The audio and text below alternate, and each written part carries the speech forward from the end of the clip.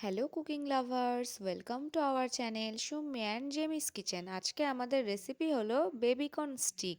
তো আমরা আগে থেকেই লবণ জলের মধ্যে বেবিকর্নগুলোকে সিদ্ধ করে নিচ্ছি। তারপরে সিদ্ধ বেবিকর্নগুলো আমরা স্টিকের মধ্যে দিয়ে দিলাম। তারপরে আমরা এটা বেসনের মধ্যে কোট করে নেব। তো আমরা যে বেসনটা ব্যবহার করছি সেই বেসনটা আমরা আগে থেকেই গুলে রেখে দিয়েছিলাম। এর মধ্যে আমরা অ্যাড করেছিলাম অরিগ্যানো, একটু লবণ, ব্ল্যাক পেপার আর একটু শুকনো লঙ্কার গুঁড়ো।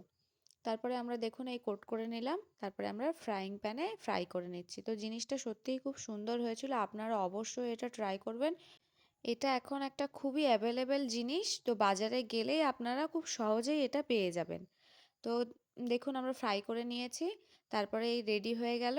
ভিডিওটা যদি আপনাদের ভালো লেগে থাকে অবশ্যই like, comment, share and subscribe করে দেবেন। আর অবশ্যই বাড়িতে এটা একবার ট্রাই করবেন। বেবিকর্ন সত্যিই একটা অসাধারণ জিনিস, খুব ভালো খেতে।